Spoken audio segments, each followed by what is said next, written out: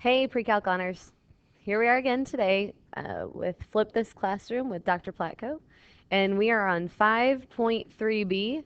We're going to continue solving trigonometric equations. Should I copyright this and put it on a t-shirt? What do you think? BustedTees.com? Before we get started, I want to write down a couple of notes, and I didn't give you any room to put this on your paper, so you might need to find another place to put it. Couple things, we're going to really focus on quadratic equations today, and I just want to put down 3 reminders. And these are really specific to quadratics, and these are things that you talked about in Algebra 2, maybe in Algebra 1, and things that continue on as you go into upper level mathematics. So the first one is, sometimes, not always, sometimes when you're working with these equations, you need to make sure that you have the same function throughout the equation.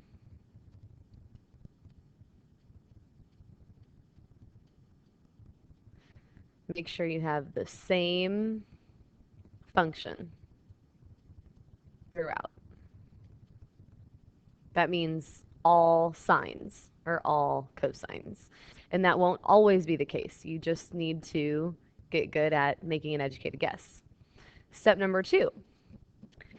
If it's quadratic, you have a couple of options.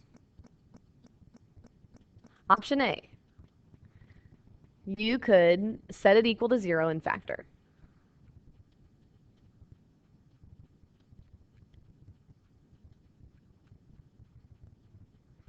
Option B,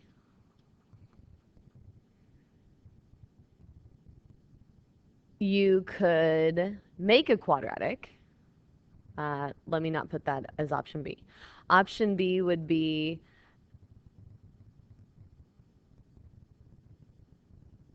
make a quadratic. I am going to put it here. By squaring both sides.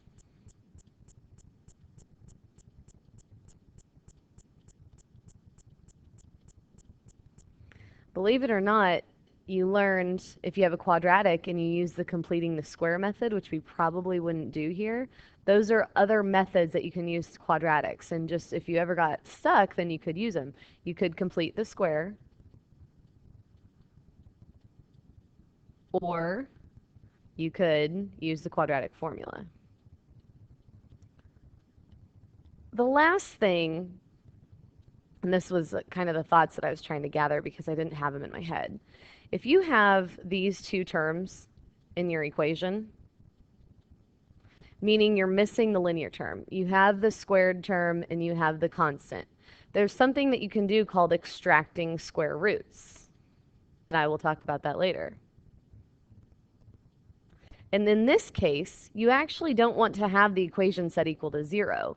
You want to have the quadratic term set equal to the constant so that you can square root both sides. So those are some options for quadratics, and that's a lot of choices when solving one problem. So we really need to get good at recognizing what's going on. Let's get started so that this video does not take 25 minutes. Solving quadratic trigonometric functions and multiple angle equations. Find all solutions of the equation in the interval 0 to 2 pi algebraically. We're going to do graphing later. When it's quadratic, set equal to 0 and factor. So in this case, I've told you what to do.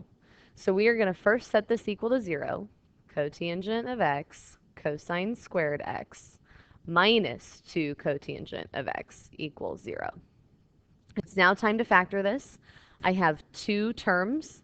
If you look back through your factoring notes, 2 terms could either be a difference of 2 squares or GCF. You should always look for GCF. Both of these, I'm going to make a little note over here, GCF. Both of these true terms have a cotangent.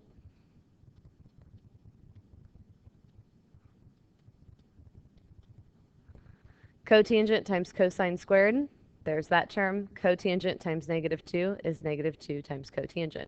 Now, if you recall the zero product property, that means that either this needs to be set equal to 0 or this has to be 0 in order for this equation to work. So you set cotangent of x equal to 0, cosine squared x minus 2 equal to 0. Guess what? I am expecting you to have both of these equations written down. I need you to show your work here because I've seen many students falter because they don't show their work here. So is it possible for cotangent to equal 0? Let's think about that. We're back to the unit circle. Cotangent is cosine divided by sine. Is it possible for that expression to equal 0? It is. It's when cosine is equal to 0. So where on the unit circle is cosine, or the x value, is equal to 0? Well, that occurs up at the top of the key and at the bottom of the key. So we know that x equals pi over 2 and 3 pi over 2. Both of those values fit within our restriction 0 to 2 pi. Next thing we're looking at is this cosine squared x minus 2. We want to see if we can solve this, and it works on the unit circle. So cosine squared x equals 2. This is one of those situations where we're going to extract square roots. We do not have a linear term. So to isolate cosine of x, we need to square root both sides. So the cosine of x equals plus or minus the square root of 2. And if you're thinking about the unit circle, the square root of 2 is actually, I think it's 1.4 something. So on the unit circle, do we ever have an x value that goes to 1.4? And we do not. So this does not exist. We don't have any values. So it's not possible. We'll cross it out. And these are your only two answers that make this equation work. You could put pi over 2 in for any of these x's. I'm sorry, all of these x's, and you'd get out 0. You could put 3 pi over 2 in for all those x's, and you would get out 0. Okay, let's look at the next one. We already have a lot of sine squareds, but we do have to recognize first that it is quadratic, and we have a linear term. So since it's quadratic, and we have an a value, a b value, and a c value, we will set it equal to 0. So 2 times sine squared x minus sine of x minus 1 equals 0. Looking at three terms here, there are so many options. We could factor. You could do the quadratic formula. You could complete the square. Maybe one of these days we'll have a real good time and complete the square with this. For today, let's factor. 2 times the sine of x. This is the guess and check method. Sine of x. So I know that 2 times sine is 2 sine squared. I need to multiply to get -1 and add to get -1. So I think I need a -1 over here so that I have a -2 sine, and then a +1 here so that I get a positive sign. You can always double check. The outside terms, -2 sine, inside +1 sine, that suffices. +1 times -1. The zero product property means this has to equal 0 or this has to equal 0. 2 times the sine of x plus 1 equals 0, or sine of x minus 1 equals 0. You need both of those written on every single problem that you do.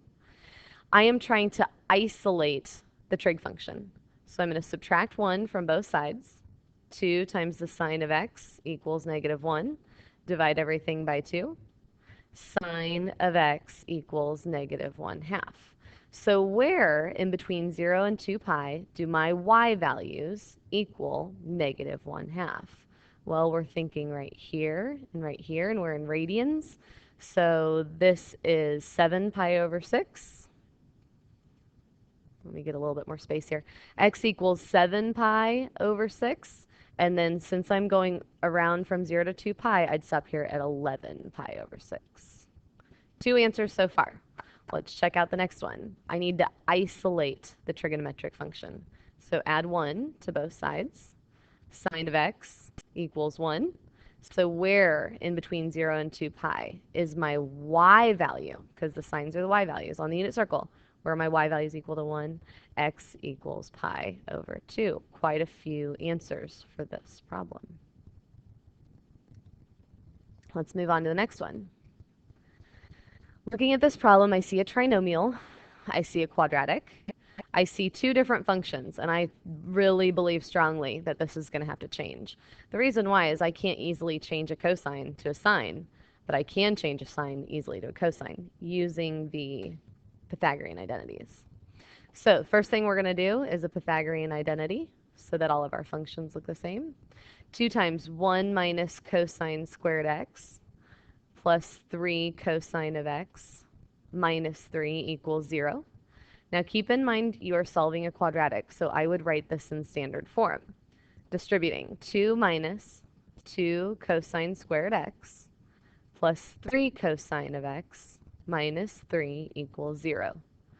Standard form means that I am going to take this and put the highest exponent first and go down from there. So I have negative 2 cosine squared x plus 3 cosine of x, and then a negative 3 and a positive 2 is a negative 1 equals 0. I really don't like having a negative a term, so I'm going to divide every single thing in this equation by negative 1, and I'm allowed to do that. 0 divided by negative 1 is 0. So basically, I just changed all the other side, all the signs. Essentially, it's like moving them over to this side. Now, I have 3 terms. I do have a linear term. The best idea here is to factor, if possible. Guess and check. 2 times cosine of x, the cosine of x over here. I need to multiply to get to positive 1 and add to get to negative 3. So I know I need a negative 1 and a negative 1 here. Remember, both of these have to equal 0. So simplifying or setting these equal to 0. 2 cosine of x minus 1 equals 0. Cosine of x minus 1 equals 0. Let's focus on this one first. Add 1 to both sides. 2 times cosine x equals 1. Divide by 2. Cosine of x equals 1/2. I'm going to think about my angles at the end. On this problem, adding 1 to both sides. I know it feels strange to show this step because for years you've gotten out of the habit. I really believe strongly that in trigonometric equations, because they're so new, you should show your work. So where on the unit circle are my x values equal to 1/2? X is equal to pi over 3 and 5 pi over 3. Then over here, where is my x value equal to positive 1? That happens at x equals 0. I'm not using the value 2 pi because my restriction from the original problem was in between 0 included and 2 pi not included. So that means if you want to be at 0 or any coterminal angle representing that, you have to use 0. So these are your answers. Good job, everybody. A different tactic. Create a quadratic. How would we solve this equation? Well, quadratics give us a lot of freedom to solve things. If we have 2 different functions, then it's a good idea to square both sides. So really careful here. We're going to square this side and we're going to square this side. Notice where I put that 2. Please, please, please do not tell me that this is cosine squared plus 1. You actually have to FOIL. So cosine of x plus 1 times cosine of x plus 1 equals sine squared x. First, cosine times cosine is cosine squared. Outside plus cosine x, inside plus cosine x plus 1 equals sine squared x. I want you to think in advance about the problems and dilemmas we have with cosines on this side and sines over here and how you're going to troubleshoot that. Cosine squared x, there are 2 cosines sitting here. I think it's time to go ahead and use the Pythagorean identity.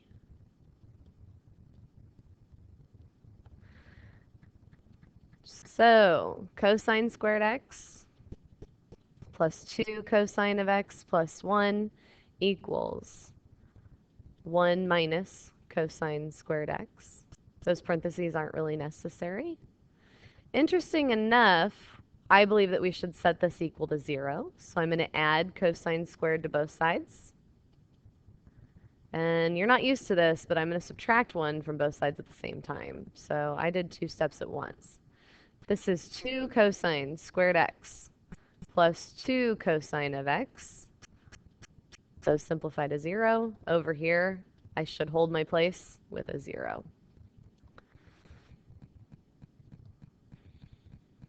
Factor out the GCF. 2 times cosine of x times cosine of x plus 1. 2 cosine of x equals 0, or cosine of x plus 1 equals 0. If I divide both sides by 2, then I just get cosine of x equals 0. Well, where does that fit within 0 to 2 pi? The x values are 0 at pi over 2 and 3 pi over 2. Cosine of x equals -1. That happens at x equals pi. There's your answers. Just so you know, you could use any coterminal angles with this. So 3 pi would also work. It didn't ask for that, but we need to keep those things in mind.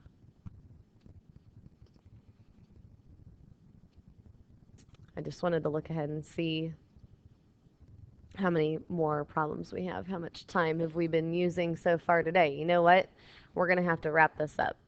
So I'm actually going to skip a couple things if I can. On this problem, it says solve using inverses. So I want you to look at this and see that secant squared is probably not the best thing to have here because of this tangent. Secant squared has an identity, Pythagorean identity. It's tangent squared x plus 1 minus 2 tangent x equals 4. You have to make a decision now if you should set it equal to 0 or not, and you should. Tangent squared x minus 2 tangent of x. I'm going to subtract 4 from both sides, so it would be minus 3 equals 0. Now, you'll need to factor this. Eventually, you'd factor, and you know what, I can't skip this problem. Tangent of x equals 0. Multiply to get -3, add to get -2, so obviously I need my 3 to be negative and my 1 to be positive. Tangent of x minus 3 equals 0. Tangent of x plus 1 equals 0. So I know that tangent of x equals 3, and tangent of x equals -1. Since we're solving using inverses this time, it didn't say answer from 0 to 2 pi, then we would think about the inverse tangent of -1 equals our x value. That means that we are only restricted to the right side of the unit circle. If tangent's a -1, we would have to be in the 4th quadrant, and the place where sine and cosine are the same is right here on the corner. So do I answer that as 7 pi over 4 or as -pi over 4? Think about it. Answer is -pi over 4. Looking at this one, inverse tangent of 3 equals x. Are we allowed to have a 3 there? Does it feel strange? It is. Tangent's a little bit different. If you think about it, you can put any value in there. So you will actually type this in on your calculator. Let me pull that up. There's Lulu. She's saying hello to you. No, that's not what I wanted. That's what I wanted. Let's put this away. All right, that's for our next problem. So I'm in radian mode, and I am typing in inverse tangent of 3, and what I get for an output is 1.25. That's a perfectly acceptable answer. Is it in radians or degrees? Radians. And could you estimate for me where it would be? 1.2? It would definitely be in the 1st quadrant. It's less than 90. Okay, moving on.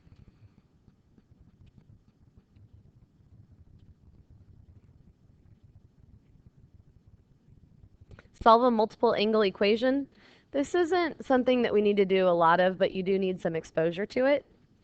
Basically, what we're saying here is that this is no longer just an x. It has multiple representations. It's all the x values divided by 4. So cosine of x over 4 equals 0. Well, it doesn't matter that this is divided by 4. We need to figure out where all the cosine values equal 0. So what I'm going to do is I'm thinking I'm going to replace this with a u. Cosine of u equals 0. So I just let u equal x over 4. Let it sit in a minute. I just changed my x over 4 to a u. Now, if I'm solving using inverses still, then I would say inverse cosine of 0 equals u. Well, where is it that my x values are equal to 0 on the unit circle? Well, I'm only allowed to use the top when I do an inverse. So right here is where my x value is equal to 0. Sorry about the x. U is equal to pi over 2. Now, recall that you didn't want to solve for u originally. You wanted to solve for x. So we can replace this with x over 4 equals pi over 2. And to get x alone, we'd multiply both sides by 4. X equals 4 pi over 2, which is equal to 2 pi. Last problem for today. Use a graph to approximate the solution. And you know what? I think I'm going to tag this on to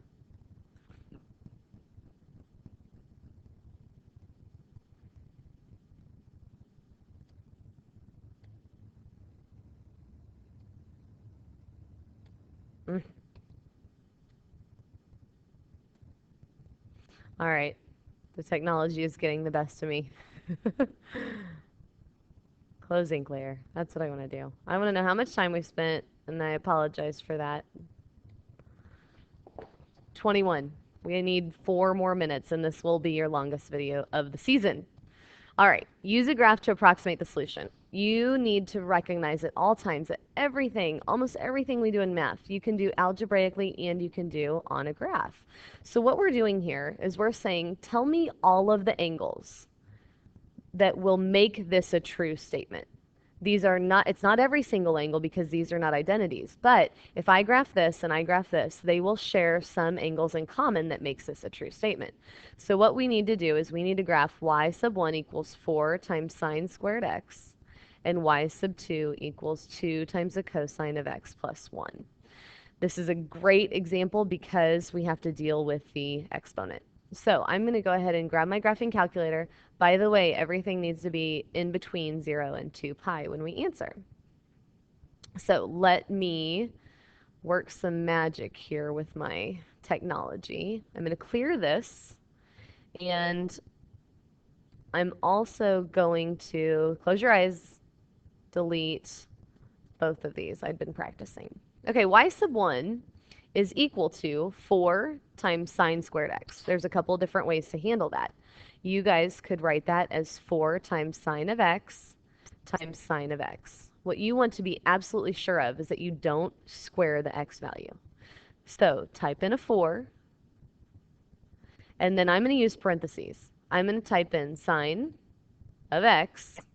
I don't want to square that x, so I need to make sure I finish that thought and then square. The next one is 2 times cosine of x. Close those parentheses so that you move it up and not over the left, plus 1. I know you're in the habit of hitting graph, but now that you have exposure to all these other new systems, you need to first check your mode, which, believe it or not, I can't see it. Wrong one. Here it is. Mode. I would be in radians. The reason why is I don't want to deal with 0 to 360. It is a lot more efficient to think between 0 and 2 pi. And then I need to look at my window. Wrong one. So, x-min and x-max. Let's make our x-min 0 because we only care about the angles between 0 and 2 pi right now. That's what they told us. A good scale, we don't want to count by ones. When we graph sine and cosine, I think it would be a good thing to use pi divided by 2. My y values, I really didn't know what to do here. I started at -3 and I went to 3 originally because I wasn't sure. So let's start with those and see what happens. Now you can hit graph. In between 0 and 2 pi, that's graphing your first curve, which is the sine squared, and then the second curve, which is 2 cosine x plus 1. So if we're looking for angles that they have in common that make their outputs equivalent, then we are looking on the graph for where the two functions intersect. So right here and right here. So we can calculate those. I could change my window so that I could see the top, but I'm trying to save some time. So we need to calculate an intersection.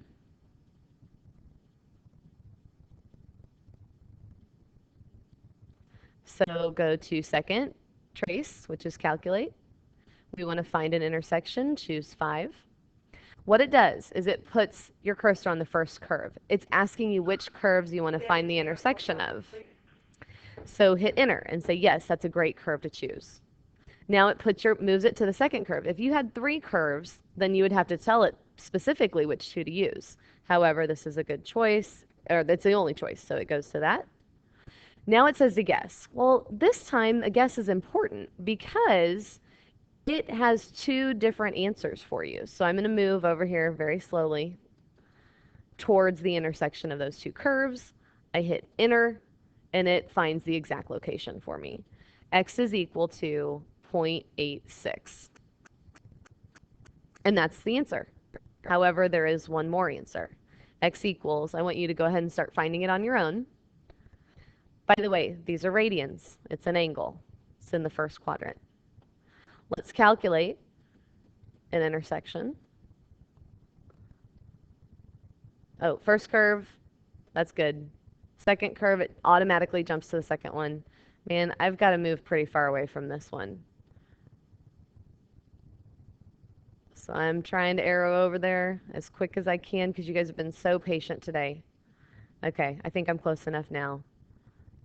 Except I really have done a number on technology. I'm going to hit enter. X equals 5.42. All right, great job, you guys. Thank you for all your hard work today. Oh, you definitely deserve a joke after all that. Here we go. What do sneezes wear on their feet? A shoes. Have a good night.